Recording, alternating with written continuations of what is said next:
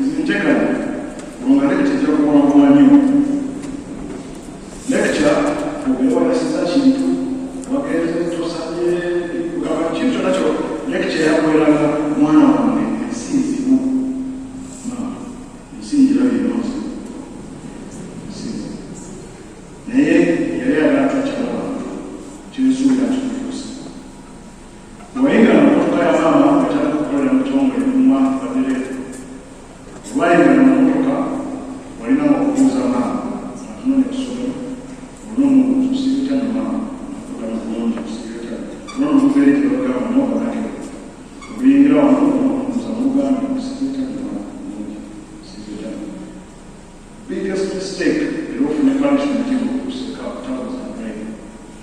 Now, Maro goes around and goes a rain. Timber not take up seven. See you tell 7.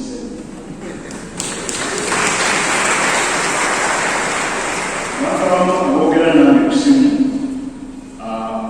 Bill, he and that Peter Several of Italian. Monsoy, the young way of Charata. Ogana don't take up several when young. Was a grave offense. Echo, Chikura is in Nyo. Era, Ochigiriza Abanabo, Kuanga, Omutuamanyati, Nariamu, Naye, Omutuno Samachio. We won a child. Now I think it's Rubera, Plasma.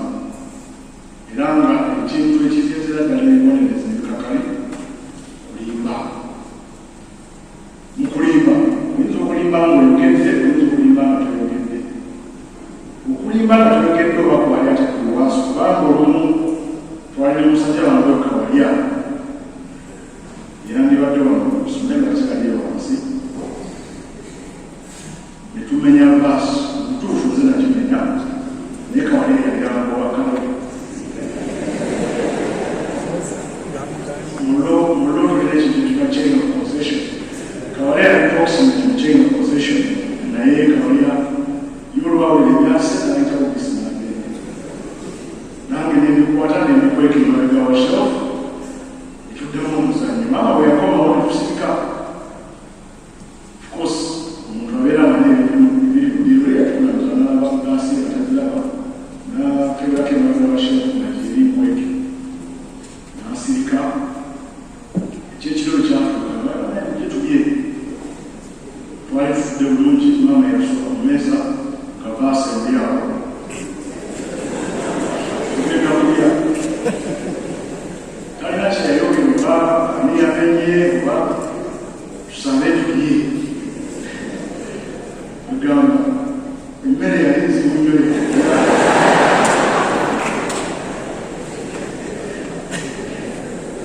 twatukira omwana wange ensi enzibu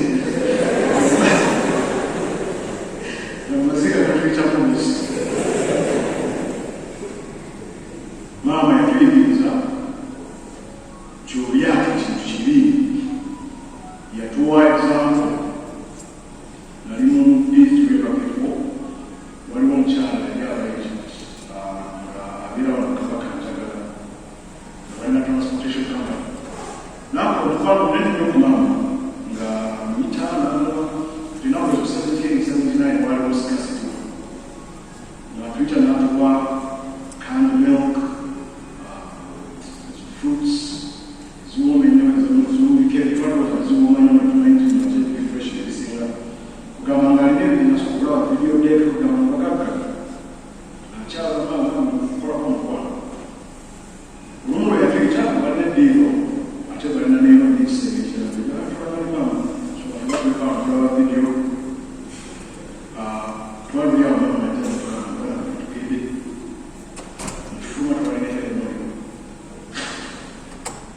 Viva la pianeta, io sono parlando di Samson. Mamma, abbiamo un altro caso, vi abbiamo una cantata. Ma c'è la tua Dio, a cui devo andare a foreign currency. Quindi non foreign currency, ma ci stai che non c'è. Io ci mangi a ciatura. Non ha solo come foreign currency, no. Con one exam, so un macarono, za o levo, za aereo. Quando è da lavorare, vale per il motivo di bisogno, attende mamma con l'organization council. Mamma è un gamma di cosa sanno, mamma è un gamma di già pulite la pasta di pasta, avanti con le pasta di pasta, assumere il tempo, e si già qua, di che sono a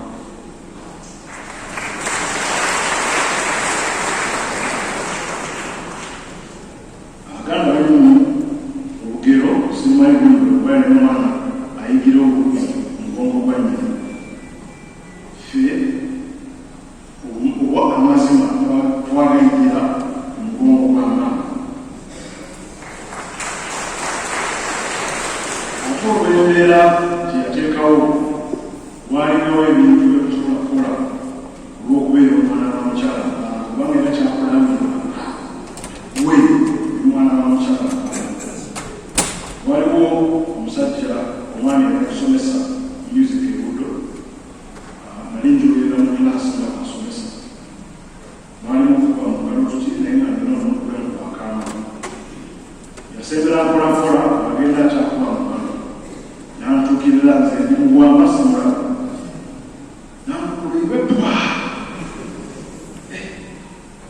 naye ebigambo byegamba nagamba nti yoranembese and the whole world will know that Mrs. Mpanga gave birth to an embassy.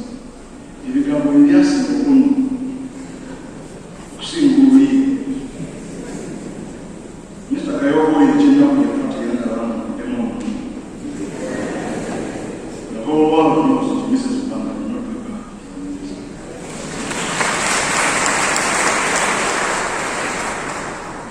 Kasembayo tekalekeka ngenda kwogera mu Luzungu oba mu Lungereza kubanga waliwo ensonga z'enyo za mukyala Mpanga zaali saasomesezza era kitukwakatako zitambuza mu maaso naye njagala zoogera abantu bangi nnyo okusingako n'abalimu siteeti ensonga zino ziri ensonga z'ebyobufuzi politics of the nation. If you analyze Mrs. Mpanga's life, you will see that a common thread runs through her politics and her leadership. She was a teacher, she was a mother, she was a leader in the fight for women's rights. She was a woman, a Ugandan, an East African, and an African. And she wore all these with distinction, ease, and a certain degree of elegance. She never let any hindrance, any encumbrance hold her back. She always did her best. In her leadership and in her politics, Mrs. Mpanga stood for very simple principles: loyalty, commitment, love of country, and service of others and herself. If all the leaders here present, listening now, and perhaps listening later, could take to heart one simple message: Mrs. Mpanga has stood for what leadership should be.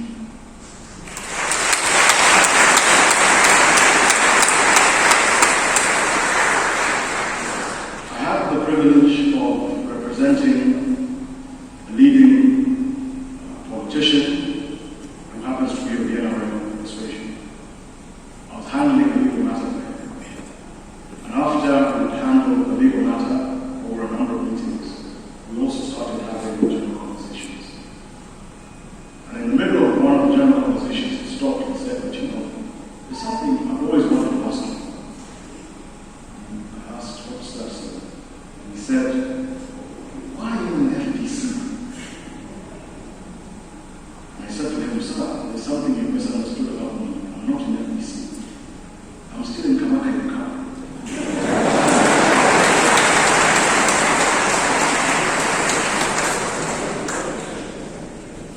The loyalty that Mrs. Mpanga has imbued in us is what was misunderstood and misrepresented, fundamentally misrepresented, about what the Kawaka movement stood for.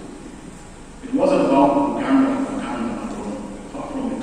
If it was, it wouldn't have sent Daudi Uchenn, it wouldn't have sent Sokura, now we will Israel in power.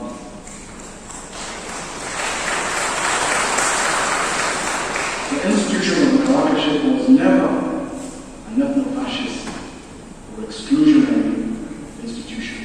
Never was, never has been. It has been an inclusionary and equitable institution, merit-based, that runs through our veins and which speaks to our souls in our native language.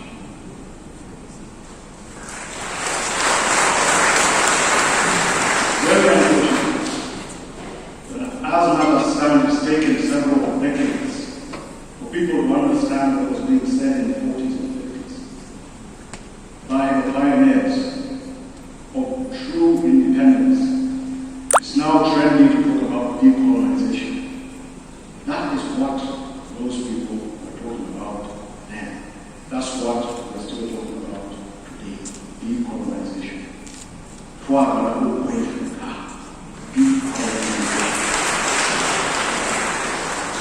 So Mrs. Mbanga, my mother and leader, has been the confidant of very many leaders in the kingdom and outside the kingdom. She has always been at the forefront of efforts of uniting Ugandans and Americans. She has always been at the forefront of efforts in fighting for women's rights and empowerment. In all those things, you see a common thread: loyalty, commitment, love for country, and service of others and ourselves. We pledge ourselves to continue that legacy. If you know, as a leader, that you've ever gone to Mrs. Mbanga's living room and had a conversation, trust that that conversation has not been repeated anywhere. The advice she has given you has not been repeated anywhere. It's our responsibility to do the same. Our living rooms will be open for you to come and talk to us. We seek nothing other than the betterment of our country, the betterment of our region. Not high office, not lots of wealth. We only seek and pray, as Mrs. Mbanga prayed in the 60s, when politics and media have to spend days in cold, wet England. We pray that you protect us and our families. We want to see our children